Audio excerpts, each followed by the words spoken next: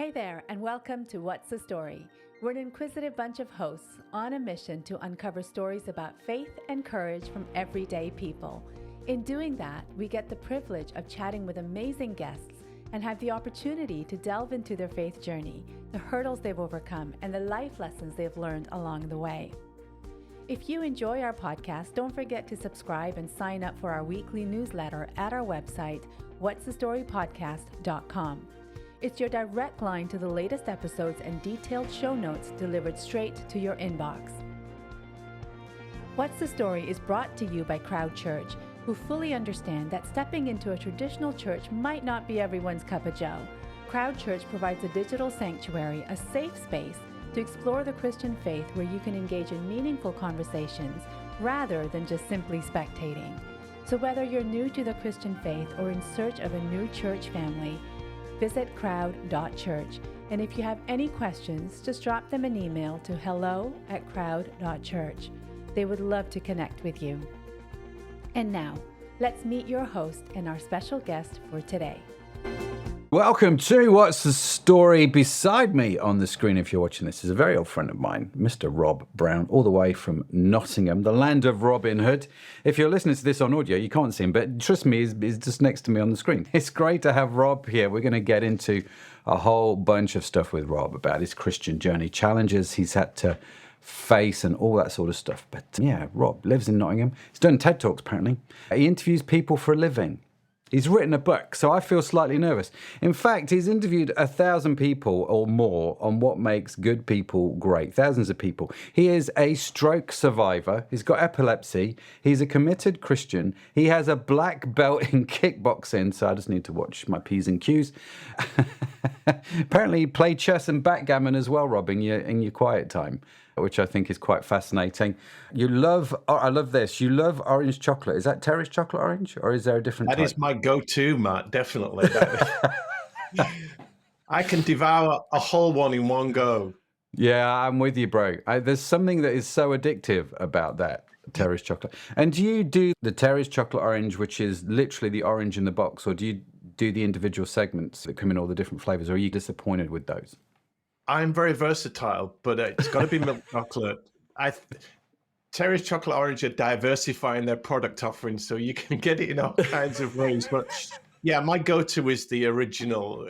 I don't know if overseas listeners of this will get this, but it's chocolate wrapped up like an orange with little segments in a orange wrapper. You would know it well, Matt. Yeah, that is my kryptonite, really. That is about 1,000 calories, I think, in one of those. I've never actually checked. I was in the States it's flown by. I was in the States 6-7 months ago, and my gift to take to them was I just filled my suitcase with Terry's chocolate oranges. Wow. Did they get it? Did it go down well? Oh yeah, loved it. Yeah, that and Cadbury's Dairy Milk Celebrations. I don't know if you've tried that one. That's the one with popping candy. And I've got to say that the chocolate in the UK is better than the chocolate in the USA. Let's put that out there right now. Let's get controversial straight away. As is the coffee. My wife Amanda says the Americans can't do a decent cup of coffee, but let's not start an international incident here. Yeah, the Americans throwing their pens down. That's so wrong. That's so wrong. Listen, Rob, it's great to have you on this podcast. You are a podcaster yourself. Like we said, you've interviewed thousands of people. And so I've been looking forward to this conversation, just because it's always nice to chat to you, if I'm honest with you. It's going to be fun. Well, that's very sweet. And it is a privilege to be on the other end of an interview, if you like, because I'm usually the one doing the questions. But as you and I know, it's more of a fireside chat and a conversation like that, isn't it? Because I'm sure I might fire a couple of things at you and get your take on things. But yeah, lovely to talk about life. Men don't talk about life much, actually, do they? Men don't have best friends. We don't confide. We don't share. We don't make ourselves vulnerable. So it's good that we're doing something like this and putting it out there. Absolutely. Absolutely. Let's get started. Let's start not obviously right back at the beginning in terms of childhood, but let's talk about your Christian faith. Always like to start off the show just by asking people, what was it that caused you to become a Christian? Were you born a Christian? Was there something quite significant along the way? I'll tell you what didn't make me become a Christian was going to Catholic schools my whole life. I grew up in Hull. Sure you're not the only one in that boat, to be fair. Yeah, I grew up in Hull, went to a Catholic primary school, a Catholic middle school, and I was even head boy of my Catholic senior school in the sixth form there. Small school, there was a few priests doing lessons, but I never grasped the whole faith thing. I did it by rote, and in many ways it turned me off God, because there's a lot of man-made stuff, particularly in the Catholic Church, and the sacraments and the confession booth and the rosary beads and the penance and all of those things. So I couldn't see God in that. So I went on my merry way after school, having no faith at all, meandering around the world, looking for loads of things. And it wasn't until I was probably early 30s, I wound up in Charlotte, North Carolina. So I'd lived in Hong Kong. I'd done loads of traveling. And a good friend of mine that I met in Hong Kong was from Charlotte, North Carolina in the USA. And I'd got to a crossroads in my life where I thought, what am I going to do? I'm nearly 30. I've tried a few different things. I've been a teacher. I've left that behind. I've done some coaching. And you ask yourself the question, is this all life has to offer? Am I doing what I'm supposed to be doing? So a move to the US was as good as anywhere. And it hit that wall where you say, if I don't make a decision now, I'm going to be lost for the next 10, 20 years. Because you look at a CV, a resume, if you like, and if it says you've been all over the place, you're basically unemployable. Yeah. Here's a drifter, here's a wanderer, he's tried a bit of everything. We can't tie this guy down. So I was asking myself the question, what am I meant to be doing with my life? Now, most people become a Christian if they're not born a Christian and born into that life. And I really wasn't. Most people become a Christian because they hit a rock bottom. They hit a dilemma, a tragedy, a loss, a betrayal, a diagnosis, a situation, something, and they don't know where to turn. I actually was the opposite in that I had too many options. Okay. I was a qualified teacher. I could have lived anywhere. I could have married anyone. Basically, I wanted to settle down. I wanted to be that guy. My brother was married with children, and I envied that. I had so many things I could do. Yeah. And so many options, and I was free to choose them all. But it's bewildering, isn't it? The paradox of choice, they call it. The more choices you have, the more you feel unsatisfied with the choice you actually make. I heard a lovely story about, do you remember a few years ago, you could go into a clothing shop and buy a pair of jeans, and you'd have maybe a couple of sizes to choose from, and you'd have to wear them for a couple of months and wash them in, but eventually they'd fit nicely. These days, you go into a shop to buy a pair of jeans, and you've got 50 different cuts, 50 different colors, 50 different styles, and you eventually make a decision, but you come out thinking, did I really choose the right one there? Yeah. So it's called the paradox of choice. I was very much there. I didn't articulate it in that point, but that was the fork in the road that I came to. And I felt like, in English terms, I was at a roundabout. Which road do I take from here? And I had that sense that if I took that road there, doing that job with that person, or I stayed here or I went there, I'd be looking back towards the roundabout thinking, did I take the right road? Should I have taken that other road, that other exit?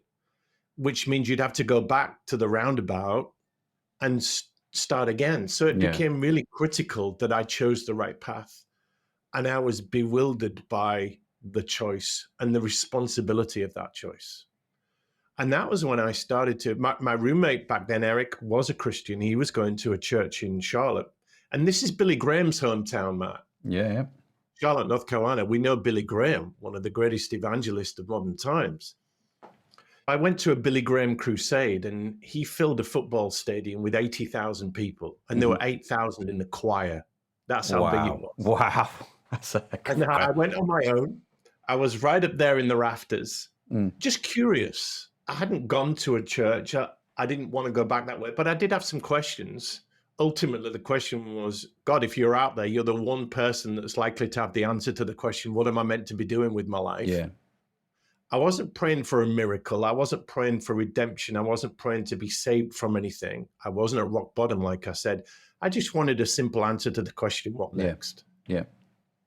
And given the enormity of that decision and all that weighed on it, it was something that I had to get right. So you go to the ultimate source. And I really wanted God to be real and give me that flash of light. So that was the first bit of the journey. And I didn't get an answer then, but I did go down to the front. They do the altar call. If this message has affected you and you want to make a change.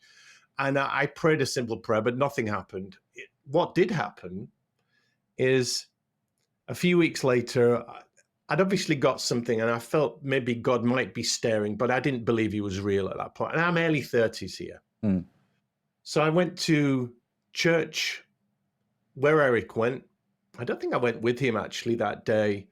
And they did a funny thing where this is a big church, Matt. So you're probably looking at 500-600 people. Yeah.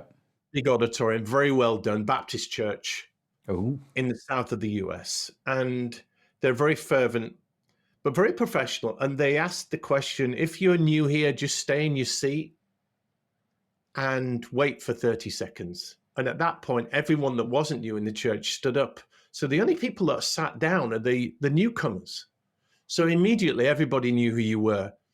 And unusual, wasn't it? Because they didn't say if you stand up because you'd feel really conspicuous or put your hand up if you've not been here before. No, it was stay as you are. Yeah. And everyone else stood up. And as soon as they saw somebody sat down, I had a ton of handshakes and welcomes and great to have you here. And they gave you this little card that said, if you'd like anyone to chat through any questions you've got, then let us know and we'll send somebody around. Now, I had a ton of questions. So I filled in this form, and a few days later, it was Tuesday, 10th of October, 1996. 3 people knocked on my door at this apartment in North Carolina. We're from Hickory Grove Baptist Church. Wow. You filled in the card. We'd love to come in and have a coffee with you and answer any of your questions and share some things with you. And it was very subtly done. It wasn't a hard sell. But they did sell it wrong insofar as they started talking about Jesus and God. And I'm saying, why should I believe? They said, you get eternal life. And I said, look, I'm not interested in eternal life. I want something right now. I want an answer now. And I did the usual gambit of, listen, I believe in this God of yours. If I see this flash of lightning, I see this miracle, I see something, I see a sign. And the biggest thing they did to get me over the line was they said, and it was actually a guy called Lawrence Beatty. He was an old guy. He'd come to the Lord at age 57. He'd been hospitalized many times through alcoholization. He got to that end of the road where there's nothing else but God now. And he had a wonderful testimony. But he said to me this, he said, faith doesn't tend to work that way.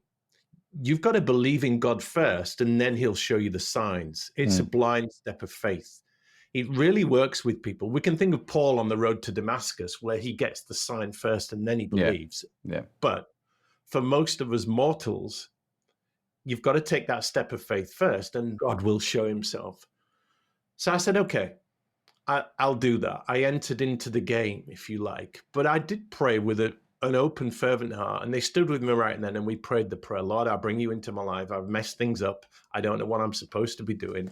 I know that I've got stuff wrong.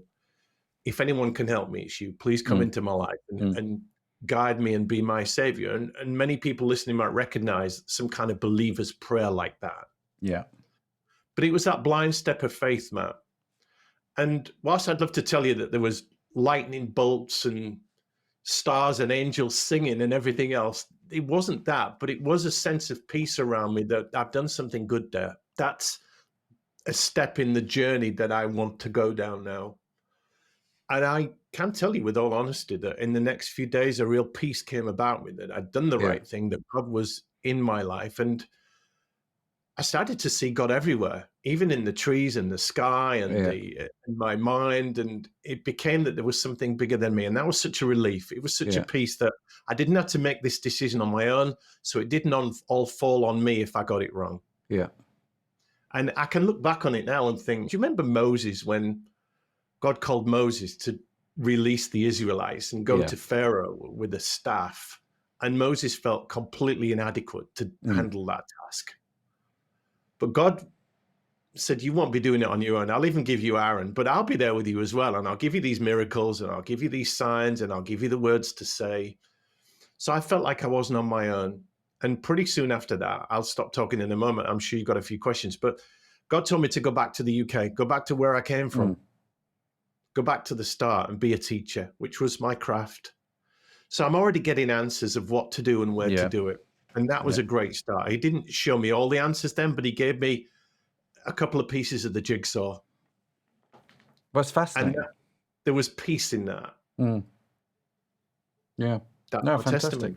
Fantastic. That's amazing. And the reason I'm smiling a lot is because as you're talking, I'm realizing we have probably more in common than I initially thought. Because, Really? yeah, I wasn't in my mid-30s, but I did go live in North Carolina. Wow. Okay. I did become a Christian in North Carolina Goodness me. because I went to a Baptist church in North Carolina. Now, it wasn't Hickory How have we Grove not Baptist known Church. this? It's just Knowing each other it's so crazy, well, isn't it? how have we not put these pieces? Yeah, it's funny. I took a year out from university before going to university and ended up working in a children's home. In England? No, in North Carolina. How did you get out there? Originally, I wanted to take a year out. At my school, we had, I remember we did this assembly and a guy came around and talked about the virtue of taking a year out before going to university. And I Okay. thought, that sounds really good. And so Yeah. I actually wanted to go to China, teach English, because I wanted to go study Kung Fu, because I was really into martial arts. And that all fell through. And the organization that I was doing it all with said, listen, we can't get you into China, but we can get you into this children's home in North Carolina. I'd been to America once. And I said, sure, why not? At least they speak English. And they've got Chuck Norris, I think, which is the nearest you get to Kung Fu, probably. It's not quite China, but it's, isn't it? So, Yeah, Chuck Norris. You know what? I love all the Chuck Norris memes that go around on Instagram. They're hysterical. But yeah, that's how I ended up over there. And I was working in this children's home. Wasn't really looking for a Christian faith, I have to be honest with you. If you'd have asked me if I had a Christian, I said yes. I had some kind of belief in God, but that was about it. And I went to the children's home. I had to take them to church every Sunday. That was part of my duty. oh, okay. And so you got to hear the gospel every week. And it just had a profound impact on me over about 3 or 4 months. So yeah. So you were more of a slow burn then, weren't you? But God got you where he wanted you to be to hear that message. Mm-hmm. It's funny how God does that. Yeah. Funny how that works. It is funny how he does that. But yeah, it's certainly threads of our life in common. And you got God in your life when you weren't particularly looking. He does that as well, doesn't he, to some people? Yeah. Yeah, absolutely. God, when he's good and ready. There's a lady in our office. She's lovely, bless her. She wouldn't call herself a Christian. In fact, she'd probably call herself the opposite. But she always knows when you run a company, things are up and things are down. And when things go down, she always comes to me and says, you just need to pray. Because that's what we need. Prayer seems to work. And so when you pray, God seems to answer and things happen. And I'm like, why don't you pray? And she's like, I'm not going to. I'm like, Shell, listen, you may as well stop running because at some point he's going to catch you. And it'll just be much better for you if it's sooner rather than later. I'm just pointing that out. Don't wait till the last minute. You can, but why would you? It's so much fun in the meantime. I'm curious, you bring though. up a point there that there are people in my life that would make really good Christians. My business partner, Martin, he's very philanthropic. He works in the food banks and things when he's not running his business. He does a lot in buying up debt and setting people free. And he would be a huge asset to the kingdom of God. But he doesn't believe, he's very open to it. My brother, who's passed on now, but he was another one that would have made such a great ambassador for the Lord, but there didn't seem to be an itch in his life that God could scratch, at least anything I was bringing to him. He wasn't interested in eternal life, and he had all the things he wanted. He was fairly comfortable. He had a wife, 2 great kids, but would have made such a wonderful evangelist, or eventually God would have got him over the line. I'm sure he had a Christian wife who went to church and took the kids. But yeah, things in common for sure. Yeah, fascinating. And actually, you don't live that too far away from my mum because you're in Nottingham. She lives in a sort of small village between Derby and Nottingham. I am. Now, I never saw you in any Kung Fu movies, so was that the end of your martial arts career?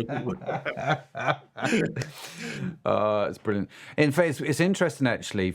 When I became a Christian, I still carried on doing martial arts. And there were some very lovely, well-meaning, but very unhelpful Christians around you at that time when you're early in Christian faith, telling you that you can't do martial arts and be a Christian, kind of thing. And I listened to him, but I didn't. I carried on. And I remember, for me, one point, I was walking down the street. There was 3 of us, 2 guys and a girl, and we were walking. I can't remember where we were walking from, but we were walking back somewhere, and this gang of kids. Let's just say they were kids. I don't know how old they were, but gang of teenagers swarmed around us and started pushing us around. And I managed to get the other guy and the girl away. I'm like, go and take her, get her away, and I'll stay here just to keep this group entertained a little bit while you get it, because it was a bit frightening for her, bless her.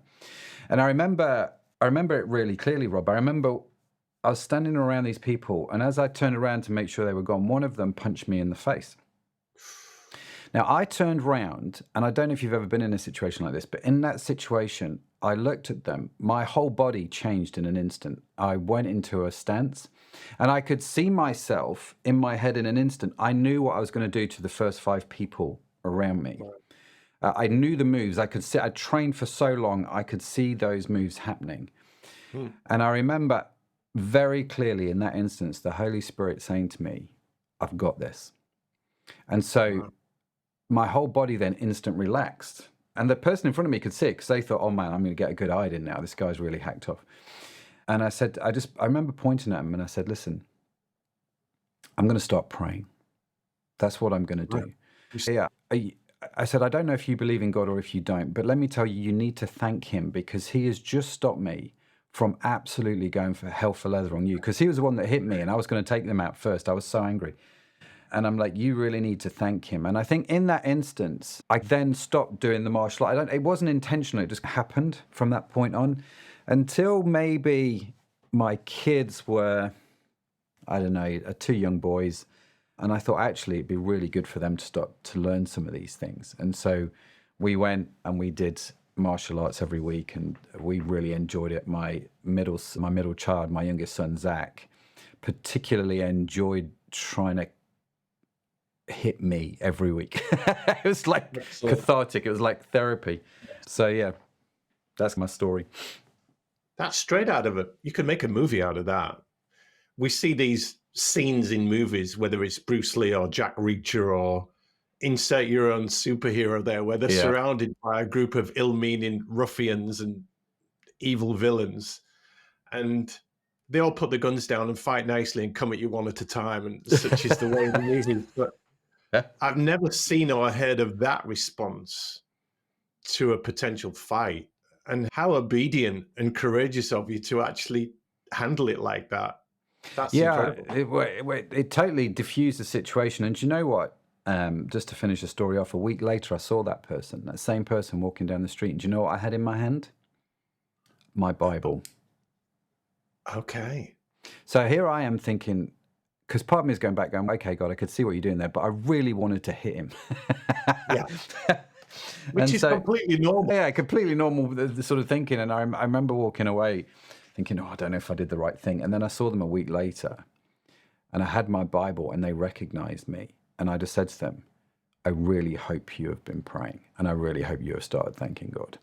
But if I'd have got into a fight and then he'd have saw me with the Bible, I'm not quite sure what that would have said. But yeah, it was fascinating. Fascinating. Yeah. But you got into kickboxing.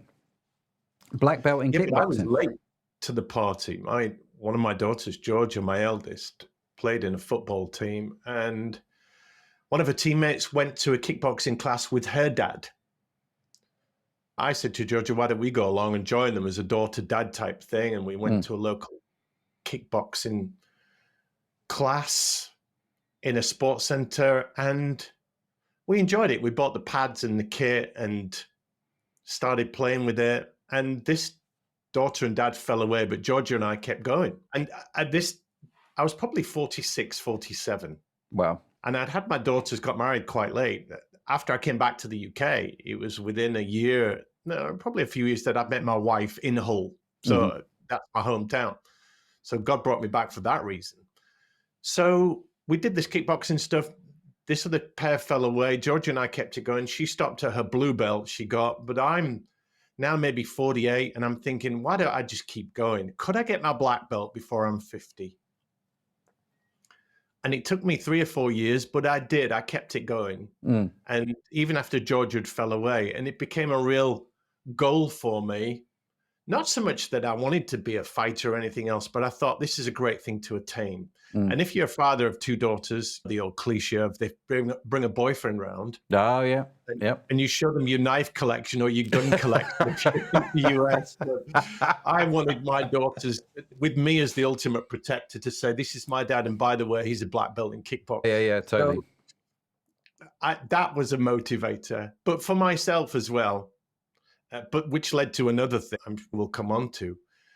But yeah, we need goals as we progress throughout life. And I wasn't young like you were, and there was kids doing kickboxing that were in their 20s, and they could throw fast punches and run rings around me, but I could hold my own to a point. And it's the katas and things, isn't it? You'll know that word, where you go through the routines, and that it's not so much, it's what it makes of you as a person, that journey, that discipline. I think it's good discipline. Yeah, that's the word, isn't it? It's discipline. And that's why I was keen the kids did it, especially the boys.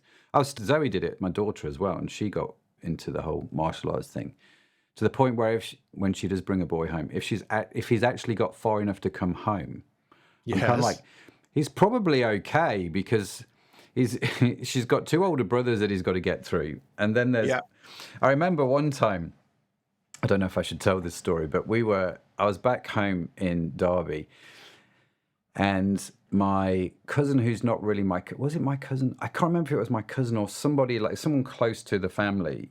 Her boyfriend was coming round to our house, to my mum's house.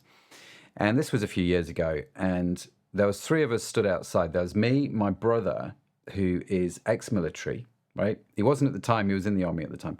And my brother's best mate. And so this guy came round, and we're like, we're going to meet him. We are going to wait outside, and we are going to meet him.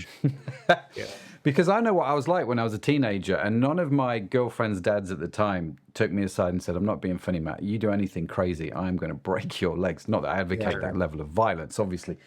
But I think that's probably what I needed. And so we took this sort of guy turned up, and Stu, the guy that was with us, said to him, okay, this is Matt.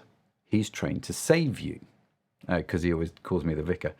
And this is his brother, John. He's trained to kill you. It was just a very funny conversation. And this kid is like, what do I do? And I just said to him, I said, you behave yourself. That's what you do, because you don't want to get caught not. And now I get it, very protective of his daughter, a very protective of my daughter, rightly or wrongly.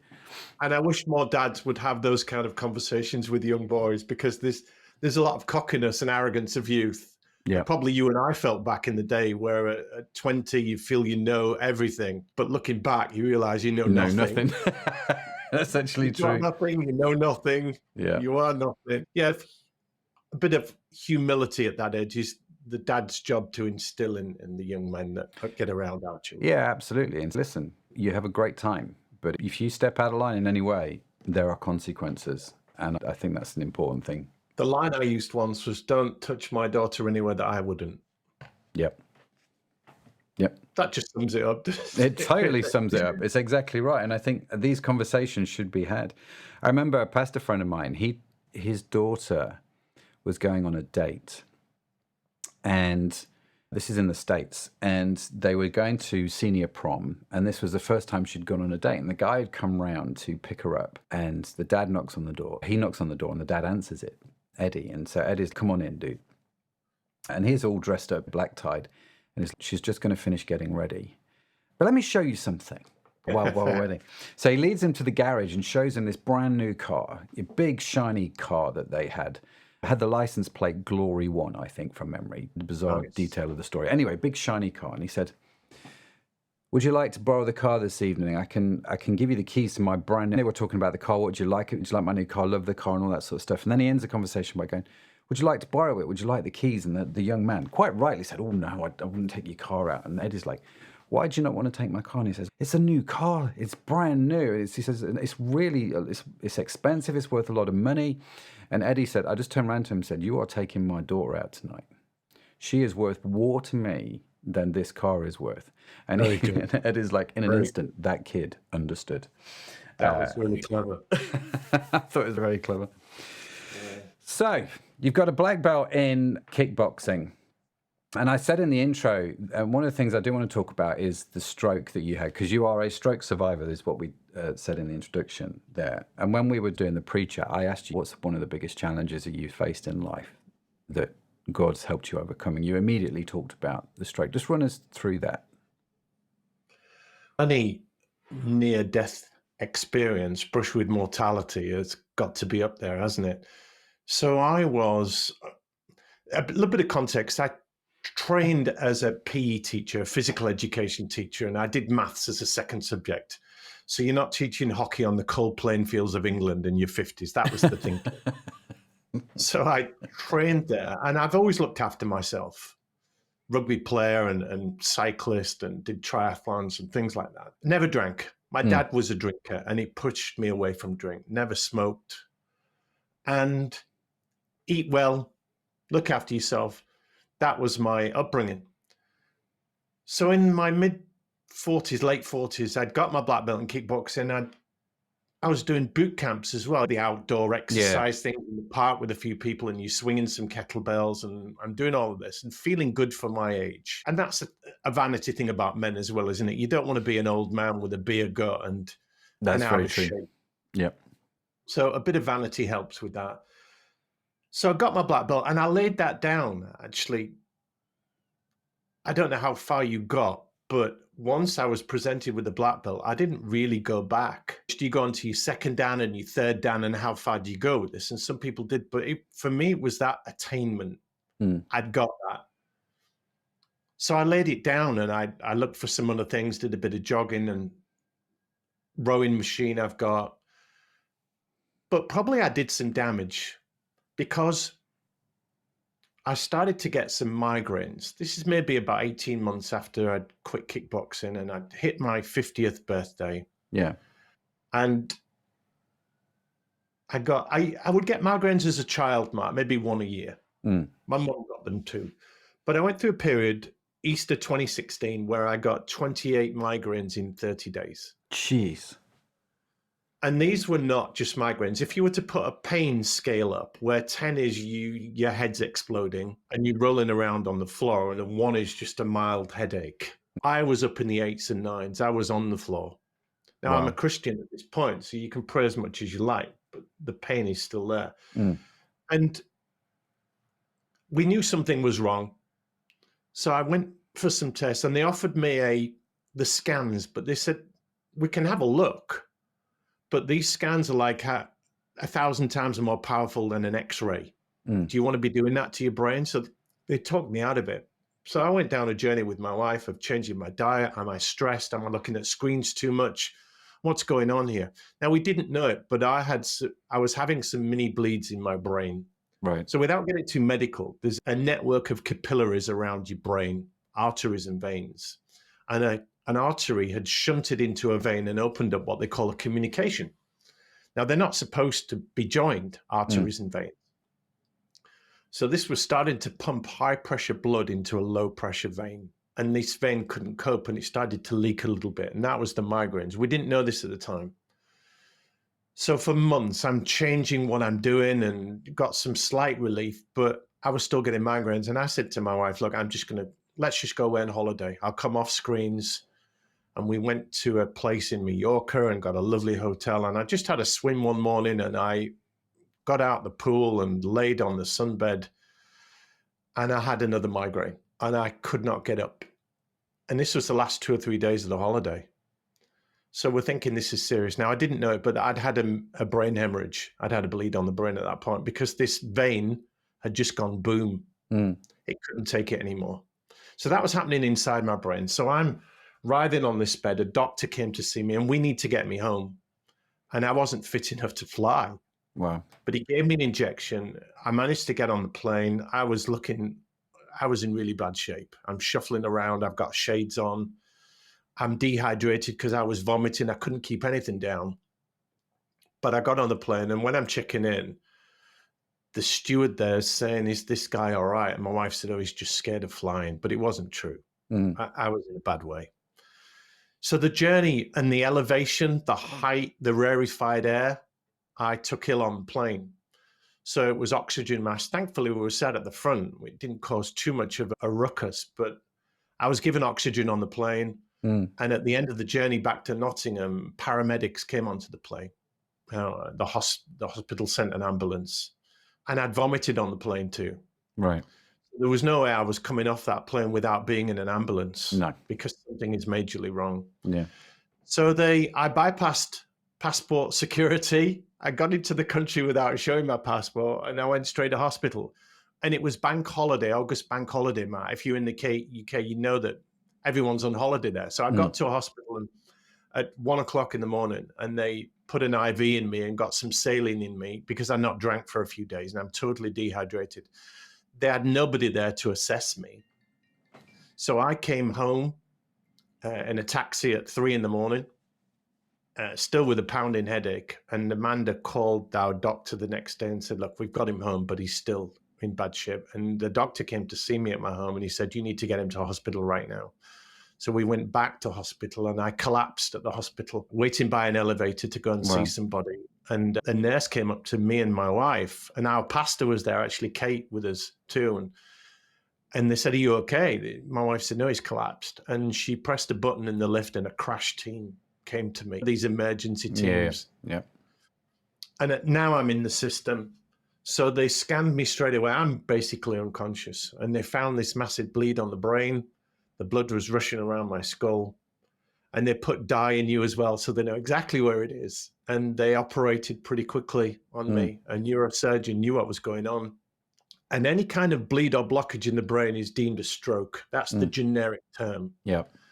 We often think of people getting paralyzed down one side or their mouth or the side of the face. So I didn't get any of that, actually, but it does come under that umbrella. So I was operated on. They blocked the communication, as it's called. They blocked this artery vein communication with glue. It's called onyx. Wow. They fire it in through your groin. Wow. They didn't go in through my skull, but they had some brain surgeons and with laser guns and drills standing by just in case it required that. Wow. And there were 16 people in the operating theater at the time of my procedure, just in case. And I was under for 4 or 5 hours, and then in intensive care for a few weeks.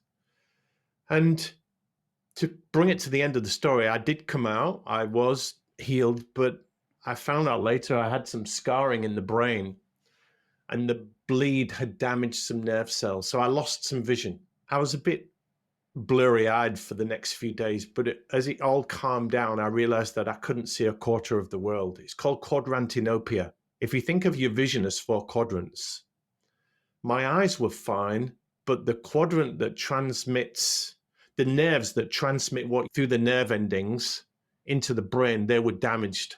Right.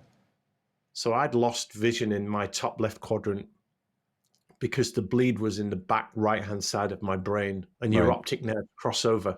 Yeah.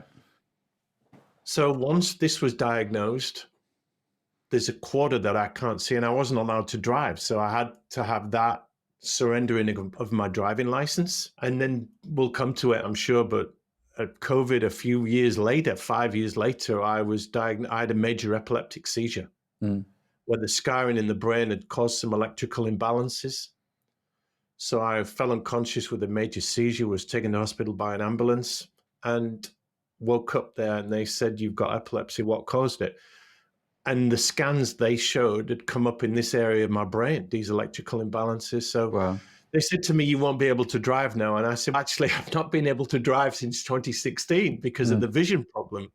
So I was used to that. And we can talk through that. But that's the journey. That was the major episode. That was the moment, if you like, not a moment, but that near-death experience. Wow. And we can talk about that, what that means for me now and what I've learned from that. But it gives you a different perspective on life, Matt, ultimately, as you can imagine. Oh, I'm sure it does. There's no doubt. And I'm curious, one of the things, as you're talking, I'm listening to you talk, thinking, I remember doing an interview with Mark Mitchell, the guy that owns Mitchell Mazda. Okay. I don't know him, but... Yeah, Mark Mitchell up in Chesterway. Similar story. Yeah. Did he have he had something wrong in his brain? I don't remember if it was a bleed or whether it was something else, but his story very similar. Things went very wrong. His life has changed as a result. Now, I'm curious with you though, Rob, because you're quite a capable guy, right? In a lot of ways, you are the kind of guy that will just get up and go, oh no, I'm going to get my black belt in kickboxing because that's just what I want to do. I've got this goal, it's what I want to reach. I'm going to grow this, I'm going to do this, I'm going to do that. And it strikes me that in that instance, that feels like it could have, that ability, did you still have that? Was that taken away from you? And I'm curious how you viewed God in this whole scenario, because I think I've seen people either press into God, for a very Christian term, isn't it? Either lean into God more or withdraw a little bit because, God, why have you allowed this to happen to me? Thing. When I'm going through this, you do pray. I prayed a lot. My wife prayed with me. My pastors at the time, Alistair and Kate, came round and put oil on my head, and we did all of that. You're praying, God, take it away. I can't handle this. And the verse that came out for me was 2 Corinthians 12:10, which is when Paul had an ailment. It might have been a vision thing, but he prayed 3 times for God to take it away from him. Do you remember? Yeah. And that verse starts with, and the Lord said, no, for my grace is sufficient for you. Yeah. My power is made perfect in weakness. And then Paul said, that's why I will boast all the more gladly about my weaknesses. For when I am weak, then I am strong. So I got this real sense that when I'm weak, and this is me on the floor with another migraine, or as I'm recovering, when I'm weak, then I'm strong. So God was picking up the slack, if you like. Now, I prayed that my vision would be restored. I prayed that I would have no more migraines. I prayed that I'd have a long life. Like many men, you want to feel in control of your day. You want to live a long life. You want to be strong towards the end. You want to run a good race, but that's taken away from you in a way. You're no longer in control. You're no longer fighting the fight on your own. It becomes in God's hands. Now, I was very blessed to come out of a stroke with all that I still had. And that was my lesson, actually, we'll come on to, but I was very grateful to still be in the game. Because you hear of people having heart attacks and strokes and cancer and everything else, and that's a terminal diagnosis. That's it. Or they come out with major impairments in a wheelchair. They can't walk properly. They can't think properly. They lose motor function. And there's all kinds of outcomes. And bless the people that have those. It's tough. The fact that I could still see something and I could still function almost like I used to, but with the throttle turned down, I was still in the game. Yeah. I could still work. And so thankful for that. And I became grateful for a lot of things. That this is the lesson, really, if we're free to move on to it, that you become so thankful. And instead of asking why me, you say, I've had a great life. Why not me? There's one of my good friends, Richard Holmes. He's been diagnosed recently with motor neuron disease, last couple of years. Yeah. And he did an event just recently in Sheffield, interviewed by Dan Walker from the BBC, who used to do Focus, who goes to that church in Sheffield. And talking about his journey with motor neuron disease, because it's a brutal illness and Richard's life is disappearing before his eyes. And for his wife and kids as well, it's really difficult. So he was asked the question, are you angry? He said, no, I'm not angry. You would expect me to be angry and think, why me? But if it's not me, it would be somebody else. And why should it be on them? Yeah. He's a man of faith. And he said, I've led a good life. I'm thankful for so many things that have already happened. And God's going to do a new thing here. And he's told me it will be brutal, but there will be beauty and there will be things to appreciate throughout this journey. And I could resonate with that because it does knock you back. It does take a sheen of arrogance off your life because you're relying on God.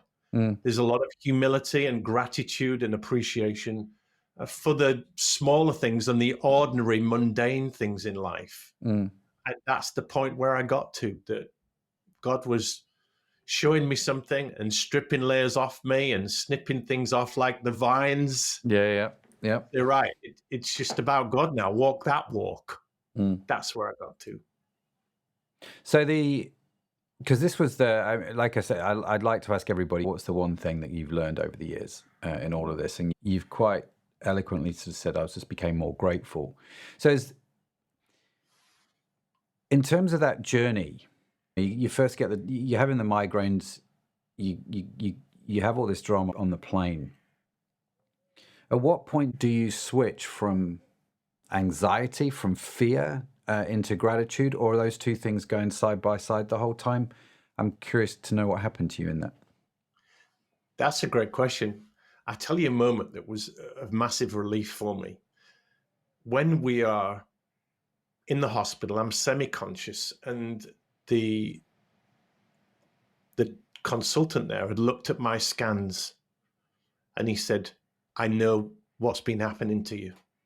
And my wife's there, and my pastor Kate is there as well. And he said, you've had a bleed on the brain, you've had a hemorrhage. And I started laughing.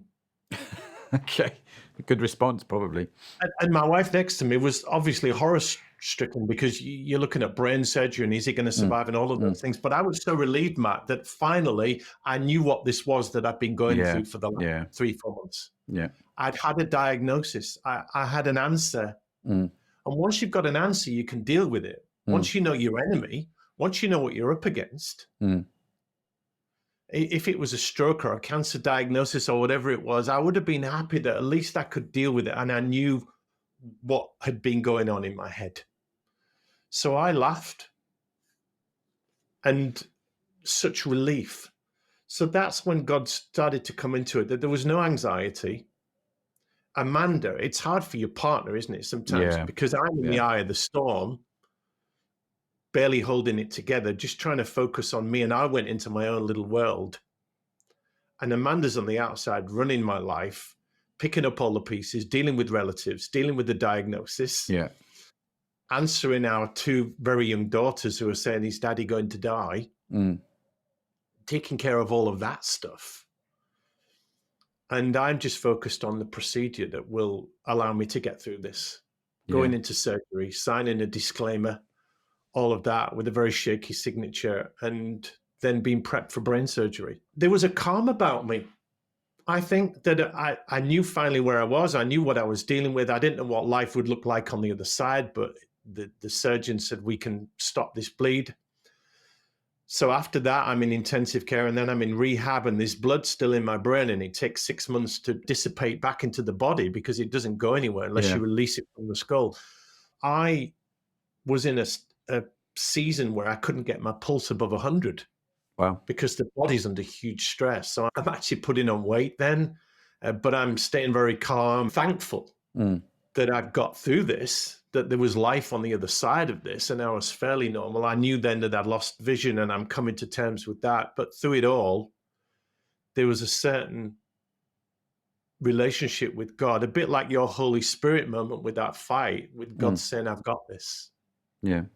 I am with you. We'll get through it together. And in your weakness and my strength, we've got a team.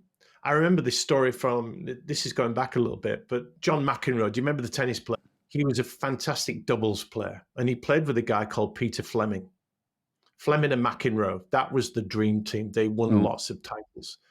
It's back in the 70s, early 80s. And Peter Fleming was once asked, who's the best doubles pairing of all time? And he said, John McEnroe and anyone.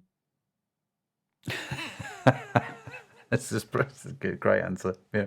He said, well, as long as you've got John McEnroe in a doubles pair, and you'll do fine. Yeah. And I relate that story to God. God plus anyone is the dream team. It's the majority, isn't it? God plus me, it will defeat all comers. Yeah. It is the majority. And I felt like that God was with me, and he would help, and he has helped me get through that. And I've been so grateful, so appreciative of that, that I've never taken things for granted. And here's another thought. And Richard Holmes brought this to me. He said, I've seen my life in thirds, and I always thought I would live till 90. Like a footballer, you'd get 90 good minutes on the pitch. Yeah. In a soccer game. So the last third of my life would be 60 to 90 years. He said, here I am at 58, 59, and I'm now in the last third, and the last third might be the 40 to 60 range. If I get past 60, it's a bonus. And he said, I just want my last third to count. Yeah. Wherever that ends, whether it be 90 or 60, I want it to count. That was his legacy now, that he wanted to shine a light on God and do something that matters by being a witness to God through what he's going through. And I've not articulated it like Richard, But having thought I would live till 90, 100, it might be a lot less now. Who knows what's going on in my brain? But for that last third, the season that we're in, for that to count, however God wants it to count, that's where I'm at now. Yeah. That's actually quite a liberating way to think about it as well, I would have thought. It's quite powerful, isn't it? Just to go, no, and I want this to count. And I think it's interesting because certainly the older I get, the more the questions in my head change from what can I do to be successful to how can I make an impact? God, how can I build your kingdom, right? Yeah. Whatever that looks like and whatever mechanism that is, how do I glorify you? How do I build your kingdom? And it becomes less about you, doesn't it, yeah, Matt? Our egos fade away when you feel more mortal. Yeah, yeah, yeah. And so I imagine this whole event has made that even more so for you. Yeah. And any serious incident like this, and there isn't anybody that can't be brought to their knees sobbing on the floor with a diagnosis, with a phone call, with a piece of bad news, with an accident, an illness. We like to think we're invincible, particularly as men. That's our whole identity, isn't it? Yeah, it is true. Yeah. We're in control. We've got the power, but really we're all contending with something. We can all be brought to our knees. You look at isn't suicide the biggest killer of men under 40? Yes, it is. Yeah. And we've got that thing going on with men that we don't share stuff, and mental health starts to be a premium currency for men. We don't talk things through. None of us are mortal. Our bodies get older, and you, like I have, must become a lot more humble to say, I can't do this on my own now. I need people around me. I need God in my life. I'm not as strong as I used to be. I'm not as fit. I'm not as fast. I don't think like I used to. I'm not 20 anymore. Yeah. And it's that mortality where you start to look for some more meaning, and it's less about the ego. Yeah, very true. Rob, just in closing, I don't want to treat this like a church service because I don't think it is, but I do wonder if someone's listening to the podcast, they're listening to your story, and they're going through something right now that is, like, it's horrific for them. What would your advice be? Maybe another way to phrase that question is, what would you go back and tell yourself as you're just about to start this migraine season? Mm-hmm. God plus one is a majority. When Richard was on stage, they did a Q&A at the end, and I was really keen to put my hand up and say, how would you have dealt with this, Richard, without God in your life? Because he spoke a lot about how God had held his hand throughout it all, and he continues to do. And even with my stroke, I wonder how I'd have dealt with it without God. There's a certain peace that comes from knowing that God is in your corner, and the battle is the Lord's, the Bible says, and in your weakness there is strength. I would talk back to myself. If I was talking back to a Christian, you would say, stay close to God, because where else can you go? Yeah. Do you remember in John 6 where people were falling away from Jesus? He'd fed the 5,000. He was giving them bread and fish. But when he started to talk about I am the way, the truth, the life, anyone that drinks my blood, eats my flesh, that was really tough teaching. Yeah. And people fell away. And he said to his close 12, will you also fall away and leave me? And Peter said to him, where else should we go? Where else? What else is left? You alone have the words of eternal life.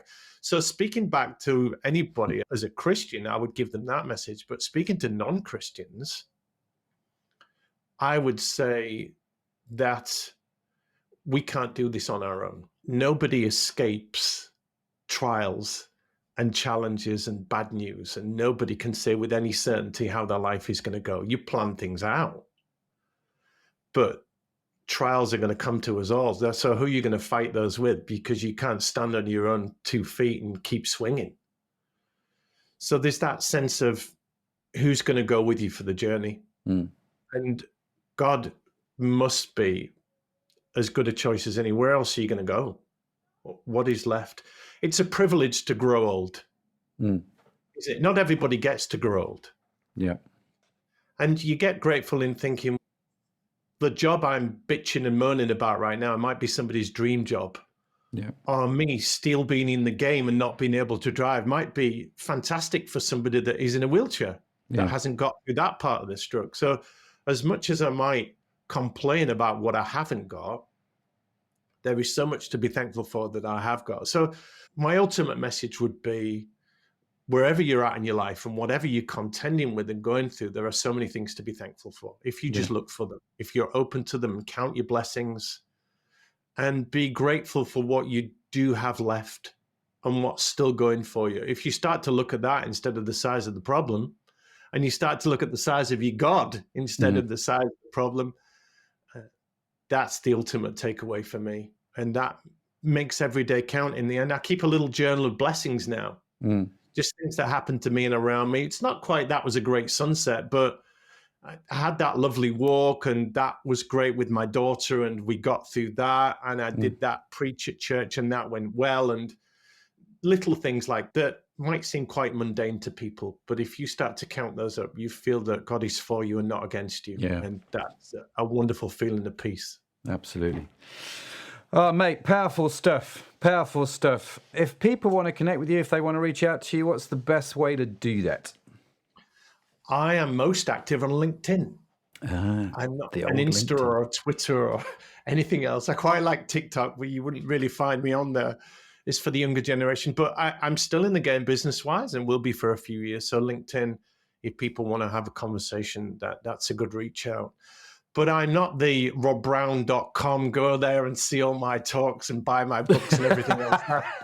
That's a season long past. I'm quite happy to be in the background and hear other people's stories. Fantastic. What have you taken from this, Matt? Oh, mate, loads. I just love your whole attitude to the whole thing. I've not had a stroke. We've gone through some horrific stuff in life. And like you, I think that you come away from it going, I have the option to get really angry towards God here because he's not come through how I thought he was going to come through. How dare he not play your game? Exactly. Don't you know who I am, God? And it's that kind of thing, isn't it? But then you realize, actually, no, God's God, and I think sometimes with time really helps when you can look back, when you're not in that instant pain, but when you can look back 3 or 4 years later, you go, actually, no, God, you were right. And I see the plan and I see the purpose in this, and forgive my arrogance and I think you're right. With God, you're in the majority, and I don't get it right. I don't always hear him or understand him in the instant. But if I look back, I see his hand on my life, and like you, I'm just super grateful for that. Super grateful. And I think the older I've got, the more grateful I've got. And we only hold a couple of pieces of the jigsaw, don't we? It would overwhelm us to see the big picture because there's so much going on there. That would be frightening. I think it would just be one of those things where you just go, that's it, I'm out. I'm out. Give me a couple of pieces that I can just about hang on to that, Lord. That's good. But as much as we want to know what's going on and why, we want to know the why, don't we? We feel we've got a right to know the why, but we don't have a right. Like Job, he wanted to know the why, but he didn't have the right. And he acknowledged to God in the end. I was speaking about things I had no idea about. Yeah. So we will not know the why until we get up there. Maybe the why won't matter, but it's in the journey that God is doing the molding and the shaping and the snipping and the clipping, turning us into a good work. And we're thankful for that. Amen. Rob, listen, thanks, man. You're a legend, absolute legend. Love talking to you. I really appreciate you coming on and sharing your story and just being so candid with us. It's been phenomenal, absolutely phenomenal. It's been a wonderful conversation. Bless you. And just like that, we've reached the end of another fascinating conversation. Crowd Church is a digital church, a community, a space to explore the Christian faith, and a place where you can contribute and grow. To find out more, check out www.crowd.church. And don't forget to subscribe to What's the Story on your favorite podcast app. We've got a whole lot of inspiring stories coming your way, and we really don't want you to miss any of them. What's the Story is the production of Crowd Church. Our fantastic team is made up of Anna Kettle, Matt Edmondson, Tanya Hutzelack, and myself, Sutha Fainin. We work behind the scenes to bring these stories to life. Our theme song is the creative work of Josh Edmondson. If you're interested in the transcript or show notes, head over to our website, what'sthestorypodcast.com, and sign up for our weekly newsletters to get all this goodness delivered straight to your inbox. That's all from us this week. Thank you so much for joining us, and we'll catch you in the next episode. Bye for now.